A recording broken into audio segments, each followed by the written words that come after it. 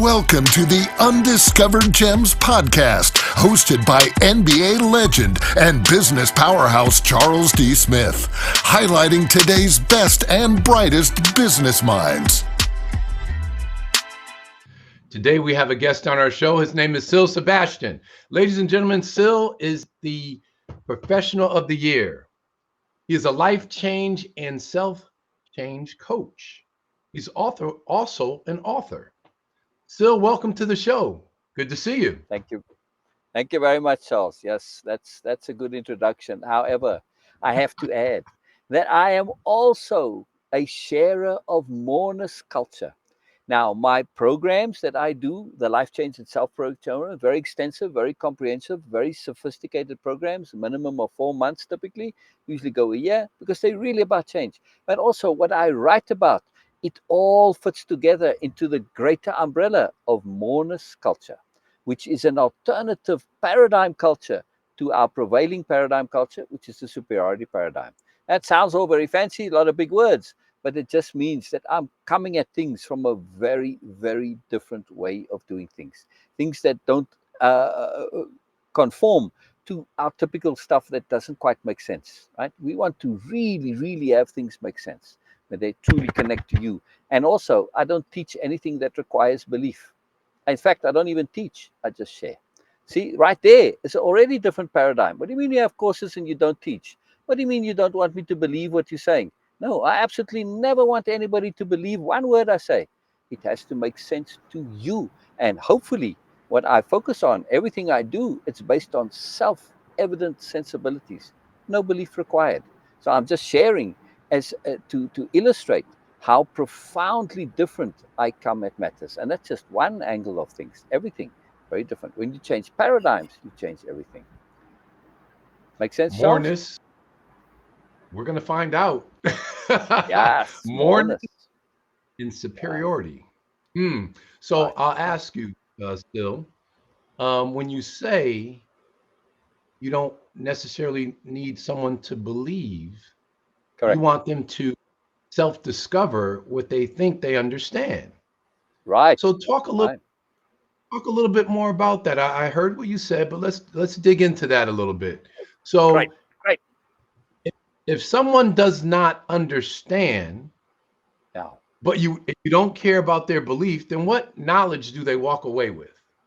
all right. So what I share, my main program is the core, the fundamental one that starts everything, and from there are others where you go more in detail, more sophisticated, specialized, etc. Mhm. The core program is called Way of Impeccability. Now, you say, well, what does that mean? Well, just think about it a bit. Just those first two words, like if you said the way of patience, the way of peace, the way of love, you understand that this is a way of living, a way of being that's connected to those terms. Well, in my case, it's connected to impeccability. So impeccability is the key, the glue, the underlying fundamental that you tie to it. So now when somebody comes to the program, what they're going to take away with, the subtitle is a toolbox for deliberate living. So they're going to come away with tools, specific techniques, strategies, understandings, awarenesses, but they are is all in essence, they're all tools that the person can go and use in order to live deliberately and of course to live with impeccability. But we want to have those both together, because we can be impeccable but not necessarily deliberate, and vice versa.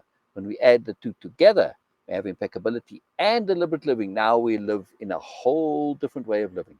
Just think for yourself. Whenever you've been truly deliberate about something, you've been motivated, you had clear intent, you knew what you were going to do, and it enhanced your life, right? It gave you purpose and function and motivation. It's life changing to live deliberately. And also, you are acting, when you're acting deliberately, you are exercising capital C choice. Your choice, not somebody else's choice. When you're being truly, truly deliberate, you are living according to you, Charles, you. Now, how do we get here in the program? I have a few particular techniques that I use. One is repeat backs, and the other one is takeaways. They also tasks and exercises, but particularly in repeat backs and takeaways. These are fundamental to understanding. Typically, we go about and we say, do you understand? Well, I remember when I was a kid, right?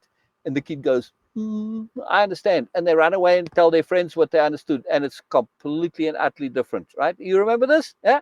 It was nothing like you, but wait, that's not what I said. Too late. He's told his friends what he thought he understood has gone, right? Or she. However, in Way of Impeccability, any of the programs that I do, I share material, which are the tools, the understanding, laying it out. Then your task as a participant is to do a repeat back of what you see. The program is online and it's all there, right? You got to present a repeat back. Now, first you write it down, and then we come on Zoom or something like this. And now it's like, you come twice a week for 2 hours, and you share your repeat back, right? With me, and when Bina joins us as a co-facilitator, you share it. Now, what's the value for you? You say, well, I'm just saying what you said. Much value. First of all, you're putting it in your words. You're saying it as in Charles's words, Charles's vocabulary, Charles's understandings, Charles's connections, and you're doing so to check that you actually did understand. Right? How do you know you understood? Unless you check it back with the source, right? Very much like every single time we communicate over the internet, right? What does the internet do? It sends my message to you. Your computer sends it right back to me to say, is this what you sent to me? And my computer says yes, right? It's every single message that we send is always confirmed that way, right? It's checked, right? It's quality checked, so we don't end up with garbled stuff. Same thing that we're going to do. So when you share back your repeat back to me, you now telling me in your words what you've understood me to mean. When you actually do this very consciously and deliberately, you aren't just repeating from memory what was said, which, as we all know, right? How many times have you been watching the TV and somebody came and, oh, you're not listening to me. And you say, yes, I am. What did I say? And you repeat back to them verbatim. You know you weren't listening, but you could still repeat it back verbatim, right? Your memory could hold it. So memory is absolutely very, very, very tricky when it comes to understanding. When you can say something in your own words, that's when we start to get to understanding. And then when you check it with the source, that's how you know. So that's the main key for the understanding. Plus, now we get to the takeaways. What is it that you've taken away from this that you find useful? What do you put in your soul's pocket, in your spirit's bag, right? That you say, I want to work on this. This is matters to me. This is like a life-changing point of understanding here. Wow, this is a big deal. Those are the things that you take away. When you share that, it's further emphasis. And I'm a very sophisticated user of emphasis. Emphasis literally rewires our brains. I mean, literally, it actually physically changes the brain, right? It's really fantastic. So when you emphasize these points of understanding, you've put it in your own words. So there's a further benefit to this that's absolutely profound and absolutely key and integral to Way of Impeccability. When you do that repeat back and this point in your own words, you make it your own. And when you make it your own, it's now yours. That's why you don't need to believe me. You have figured it out. You've seen the sensibility of it. You've connected all the dots. And we use two main techniques for that. First one is thinking things through to the end. And I have to shout that to the end because whenever I write it, the to the end is all capitalized, right? So it's very important to go to the end because as any scientist will tell you, if you do an experiment 95% of the way, you don't finish it, you could end up with vastly different results, right, Charles? It's very important. The other tool is perspective shifting to multiple perspectives. Yeah, don't just look at things from one angle. When you look at things from all the different angles, you get to see the greater whole. Yeah. The example I always use here is if you want to understand the floor plan of a house, but you can only look in through the windows, you can do it. But you can't see the whole floor plan. You look in through multiple windows and you can construct that floor plan. That's what we do with knowledge. That's what we do with understanding. We have to rely on that greater whole. So there's a very sophisticated learning psychology underlying what I'm doing. And you do it. You as the participant do it. That's why I don't teach. Right? I just share the tools. You do what's asked of you to do. You do your repeat backs. You do your takeaways. You do the tasks and exercises. And you apply, because without application, it's all meaningless. So the repeat backs, takeaways, so are actually application. Of course, the tasks and exercises where you're going to go out, during the week between our Zoom sessions, where you're going to practice things and do things, right? I have to do everything about Way of Impeccability is application. That's the key. Yeah, you can't rely on memory. Memory is no good. Memory is like when you download things onto your hard drive. When you download that new program, it just sits there on your hard drive. It doesn't make any difference to you or the update to your operating system. It's only when you install it, and that installing is application. And then you got to run it for a little while to see if there are bugs and flaws. And if there are, you got to tweak those. And that's how we come to this, to answer your question, right? See how you asked me this deep, profound question. You get this huge answer. And I'm cutting it short because we're short of time. Right? This is how we make sure you don't need to believe me. Because if you're believing me, you're living my life, not yours. Well, what you just said just now kind of bodes well based on the repeat back, because when you Yes, do repeat back, the individual creates neural pathways in their own exactly. brain, Exactly. and it stabilizes the content, Exactly. and it does make the content their own content. Correct. Correct. Or at least it's the However, first step to making it their own, right? Because you can that's why, understand what I'm saying, but you may not agree. So then you yourself have to go to that last step of the repeat back, if you so choose, which is making it your own. And this is a profound concept. It's in our Dictionary of Power, which is another profound tool that we use. The Dictionary of Power is truly that. It gives you power. mm, It's a list of conceptions. So yes, very important, Charles, to go that extra so the step. repeat back, I was going to say, however, whatever you're repeating back, uh, it doesn't necessarily have to be someone else's words, phrase that you're No, repeating it back to make your own. It has to be your own thought based on what someone exactly. said. So, Exactly. so So I'm yeah, asking you the question. I'm really yeah, asking the question: is it repeating someone's words, no, or is it repeating someone's content based on your own words and you repeat it correct. back? It's Okay, repeating what's been presented to you in your own words. your That's own. crucial. There you have. That's crucial. Yeah. Because like I said, I mean, we've seen it on TV, right? Husband is watching TV and the wife comes and she's talking in his ear and he wants to watch the game. And so you're not listening to me. And he says, oh, I am. And so, oh, what did I say? And he repeats back to her what she said. That's not a repeat back. That's just memory. That's just saying it verbatim. That means nothing because both of them know he wasn't really listening to her, right? He didn't understand what she meant. If she had said to him, give me a repeat back in your own words of what I said, he would not be able to do it, right? He'd be screwed. Yeah, he'd be in trouble, Right. right? So Well, very different. still, I actually believe you. I believe what we talked Yeah, about on the repeat back. So, but yeah, it's huge. but I'm not supposed to believe. Exactly, exactly. But it made sense to you. You didn't need to believe me. It made sense to you, right, Charles? You I say, oh, understand yeah, what when you're I saying. think about it, I got it. And Makes sense. that's important. That's important. I Yeah, get the difference. I get the difference. Let's talk about self and life change. Um, and you mentioned previously, and some dialogue we had before the show started. That was like a 4-month program, I think you said. But minimum, correct. talk a little bit more about you working with individuals and the success you've had. Give us an example of life changing or self changing an individual to Right, move forward in their right. life. I'll give you a nice example. My very, very first participant actually came in as a post beta tester. I had it all set up and I just wanted to confirm. For me, I never take anything for granted. I want to make sure that I don't just believe that this thing is right and good, that it is actually so. Right? Therefore, the post beta tester.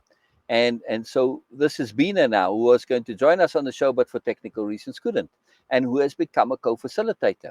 So we had somebody come on an interview just on Zoom, and we're chatting because they're interested in the program, but they want to hear more. And so she asked Bina, she said, Bina, as a participant who has completed a way of impeccable and who's living it every day, what difference has it made to you? And Bina said, I have acquired peace of being. I have acquired peace of being. And the prospective participant, her name was Sue, and Sue said, that's what I want. That's what I want. Sign me up. And Sue, who was also a life coach in a very niche field, but nonetheless also did coaching. Uh, this enhanced her business and exploded her business, not because there's a business focus to it, but because when you are in tune with yourself, your productivity enhances, your value enhances, your self-doubt goes away. You act with confidence, not a BS confidence of, bombasticness, but a confidence based on that you know what it is that you're doing. You can trust yourself because you are in touch and connected to your real self, not your societal self. Two different things. Two different things. As a Mm, celebrity, you know the difference between your inner self and your public self. Sometimes that can be really huge, and likely you probably know other celebrities that didn't quite know how to reconcile the two, and their public selves were a bit on the BS side, and their inner selves didn't quite care for it, and they ended up in trouble, right? Psychologically, emotionally, they ended up stressed. So it's very important when you live from your real self.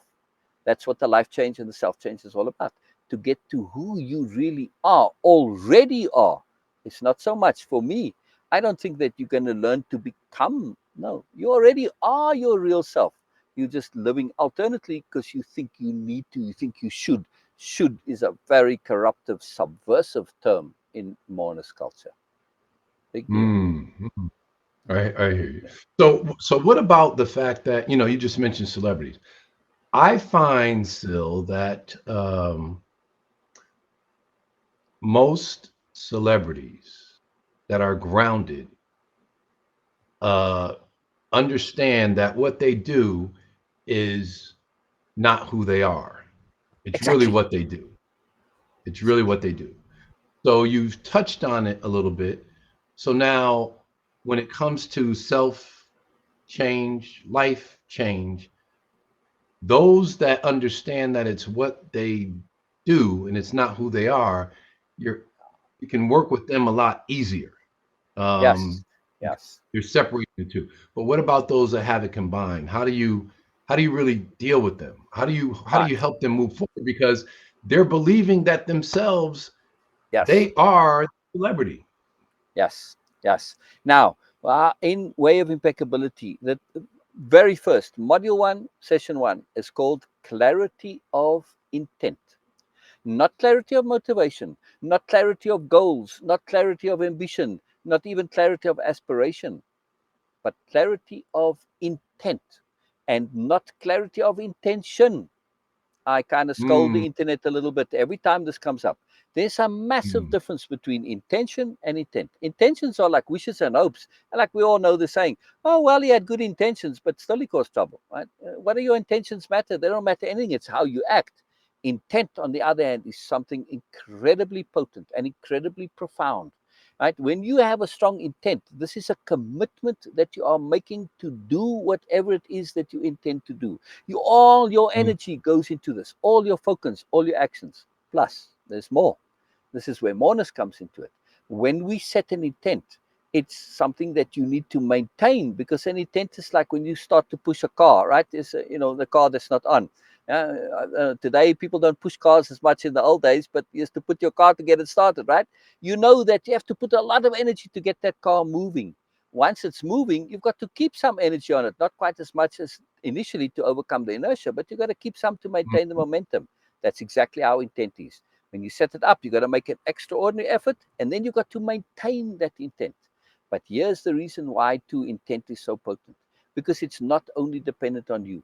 The moment you start to set an intent, you engage the universe. Now, you don't have to believe me. This is to say, well, but Syl, now you're asking me to believe me. Go and try it, and you'll see what I mean. Just actually test it, right? And you'll see that stuff happens that assist you in your intent. Intent is a most incredibly potent thing.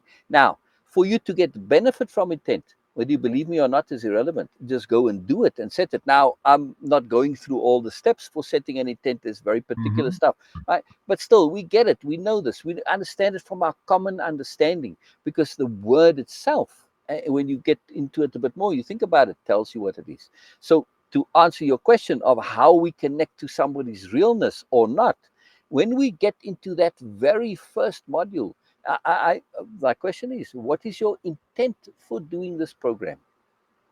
Well, I want to be mm, more famous. Then we'll go into that. I'm not going to say that's a poor intent, but just let's say for argument's sake, right? Well, mm, I want to get more approval. Those are a bit shallow. If you always after approval, when you think it through, say, well, I said to you, well, all right, George, you're coming here and you want to get more approval. doesn't that mean, though, if you should get it, that your joy is now going to be dependent on the approval of others? Yes, says George. Said, does that make you Right. vulnerable, George? And George was saying, well, I never really thought of it that way. Yeah, now the lack of withdrawal, the lack of approval, that's going to be a negative. So I'm vulnerable to it. I can be manipulated by it, in other words. So not such a cool ambition. And you see, now things start to change. And we're going to be doing this twice a week. That's why I said minimum of 4 months, right? For 2 hours twice a week. So we really get inside you. I just listen to you and hear what you say and feed it back to you. It is a profound skill. And I have a whole program called capital H hearing. It is to hear what people mean, not what they say. Because very few people actually say what they mean, right? The words say one thing and they'll say, yeah, that's not quite what I meant. So that's one of our skills. Further, we are going to listen to not only what you mean, but what you imply. We're going to extrapolate to see where you're going. And we are going to listen to what you don't say. That's very powerful. Yeah, especially if you're dealing with people who are struggling and they're shy, they're awkward, and or in the case that you mentioned, somebody who is not quite connected and not at ease with who they are. They typically, when you start going into it a little deeper, they start to experience what I call worldview collapse. And this is very important. And it can be very traumatic. Almost all of the participants at some point in the program experienced some form of worldview collapse. Why? Because I'm sharing moreness, and it's so much more than what they even imagined it could be, that they realized, oh my goodness, I never even considered this. And so now suddenly you're in a world that's so much bigger than you, and you kind of feel a bit small because of the superiority paradigm in relation to it. And that can be a bit stressful for people. But when they start to understand it's just superiority paradigm legacy nonsense coming in and pressing on them, and it's ego, and then cool, and then they get through it, and then they're at peace. Because once you start letting go of ego, you find peace. Very big deal. And one of the goals, quick point, of the goal of Way of Impeccability is not just to have peace of being, that's one of them, but to develop independence of being, which is a very different thing. Independence Independence. of being. Yeah. So where does living a deliberate life come in? Because you In mentioned everything. previously. Explain that, please. So. All right. So when I'm living deliberately, all right, so I have to go to the supermarket. If I go to the super, I got shopping to do, I have to go. It's a chore, and I'm like a bit disgruntled. But if I go and I say this is something that I want to do, I'm going to be deliberate, which implies I want to do it.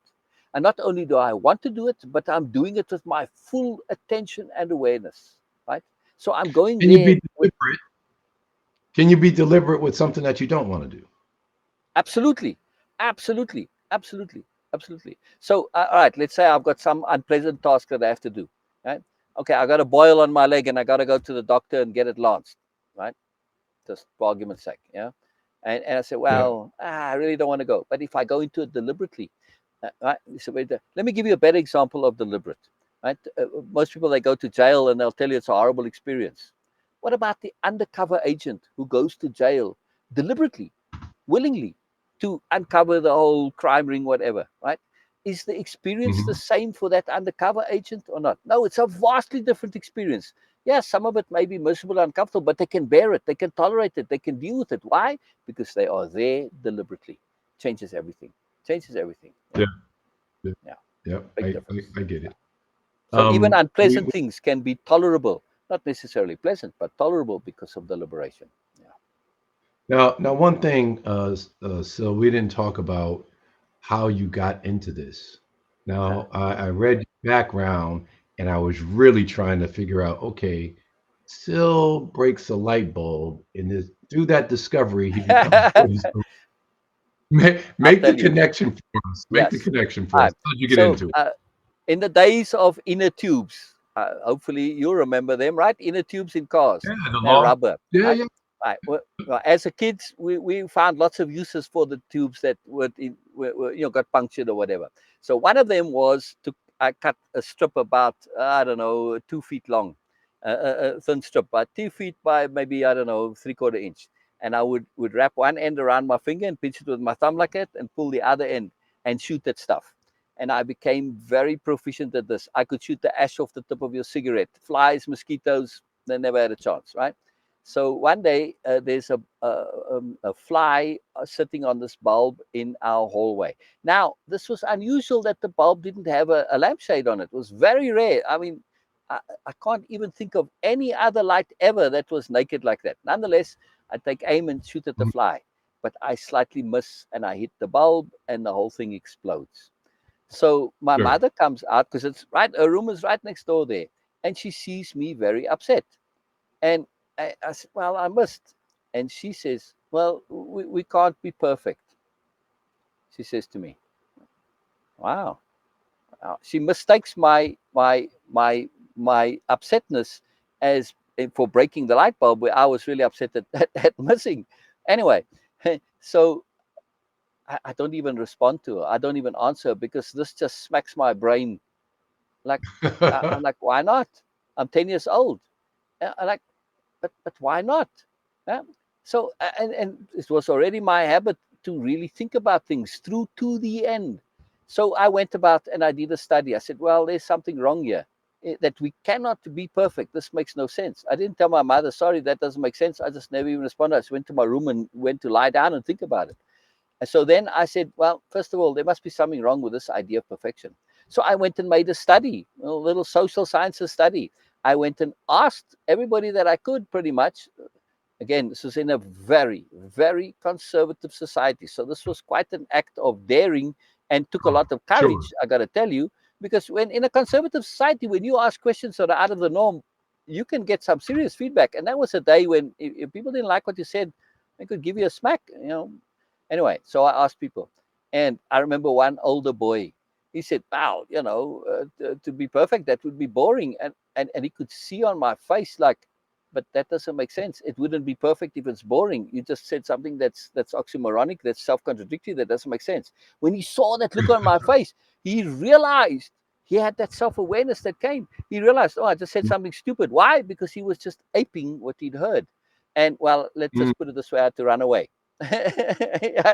So I asked people, they said, well, perfection would be boring. Perfection is impossible. So then I did my first act of philosophizing, which was to figure out, to think through to the end what perfection would be. And this is what I came up with.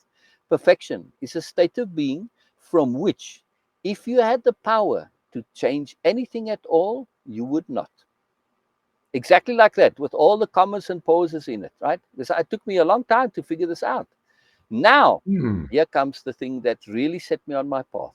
So then I said, well, that would be something that I would like to do. And I called it my path or my path to perfection, which is to get to a state of being where, should I wish to choose anything at all, I won't change anything. That to me is an ideal place of being, right?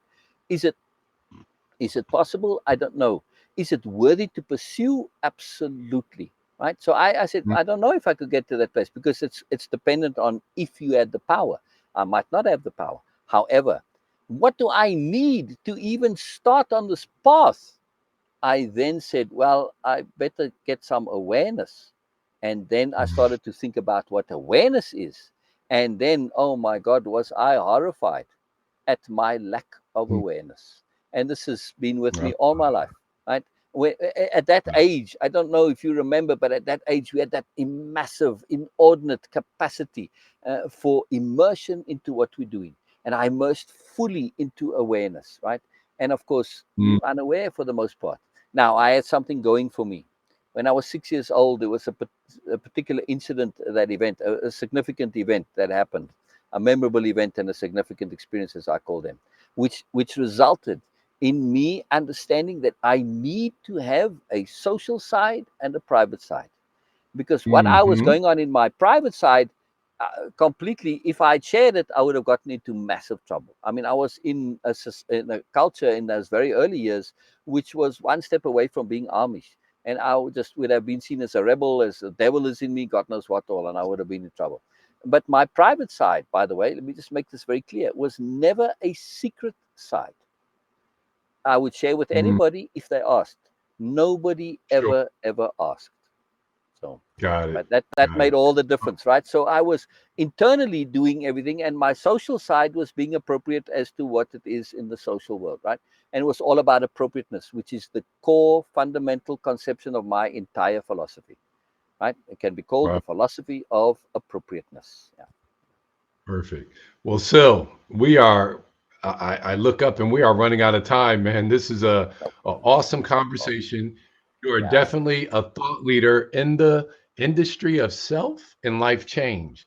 Thank you for yes, joining our show today. Your information is immense. I'm sure you have blessed a lot of listeners today yeah. based on your alternative way of thinking, and we need more of that. So thank you for Thank attending the show, Syl. Awesome show. Thanks a lot. Yeah, wonderful. My absolute pleasure, Charles. My absolute pleasure. Great joy to be here. I hope we can do it again sometime.